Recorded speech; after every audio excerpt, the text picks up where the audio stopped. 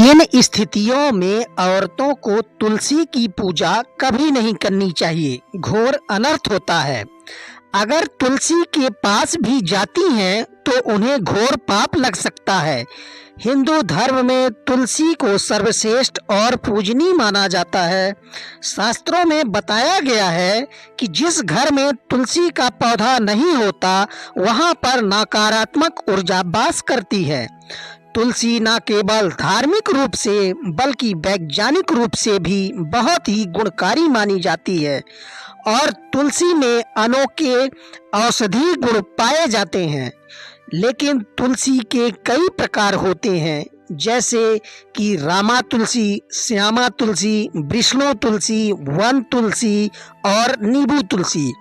लेकिन मुख्य रूप से घरों में रामा तुलसी या फिर श्यामा तुलसी ही रखी जाती है और बाकी तुलसी को घर में रखना शास्त्रों के अनुसार सही नहीं माना जाता।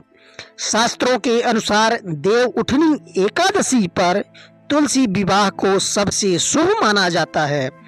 तुलसी विवाह से न केवल शुभ फलों की प्राप्ति होती है बल्कि कन्यादान जैसे बड़े पुण्य की प्राप्ति होती है।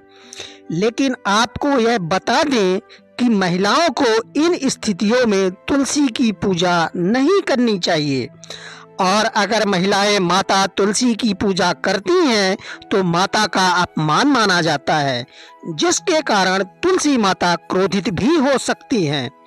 तो चलिए जानते हैं कि वह स्थितियां मासिक धर्म में तुलसी पूजा नहीं करनी चाहिए। जी हाँ, आपने सही सुना। पुराने मान्यता के अनुसार जब द्रौपदी का अपमान हुआ था, युधिष्ठिर जियों में सब कुछ हार गए थे, तो दुर्योधन ने दुशासन की द्रौपदी को लाने के लिए भेजा।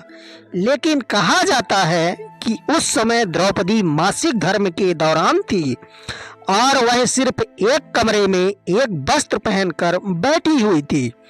इस बात से यह तो पता चल ही जाता है कि यह व्यवस्था प्राचीन काल से ही चली आ रही है। इससे यह पता चलता है कि महिलाओं को पूजा पाठ, तुलसी पूजा ऐसे समय में कभी नहीं करनी चाहिए और अगर वह ऐसा करती हैं तो पाप लगता है।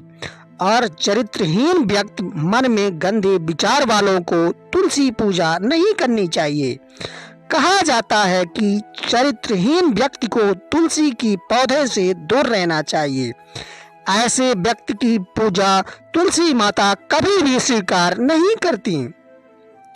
शास्त्रों के अनुसार अगर आपके मन में गलत विचार आते हैं और साथ ही आप दूसरों के प्रति गलत भावना अपने मन में रखते हैं तो आप तुलसी पूजा और तुलसी विवाह करने के बिल्कुल भी योग्य नहीं हैं।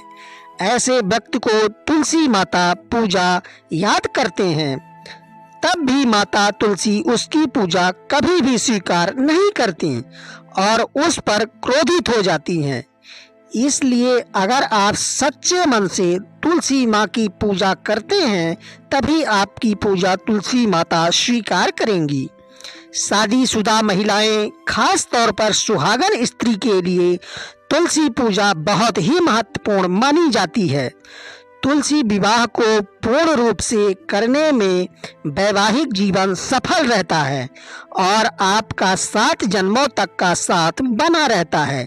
लेकिन क्या आप जानते हैं कि अगर आपने हिंदू रीति रिवाजों के अनुसार 7 फेरे नहीं लिए हैं तो आप गलती से भी तुलसी के पौधों के पास ना जाएं। इसलिए इस अवस्था में आप तुलसी पूजा नहीं कर सकते। शास्त्रों में इस बात की सख्त मनाही है कि बिना 7 फेरे लिए हुए कोई भी स्त्री तुलसी की पूजा नहीं कर सकती। लेकिन अगर आपने कोर्ट मैरिज कर रखी है तब भी आप तुलसी पूजा करने में सक्षम नहीं हैं।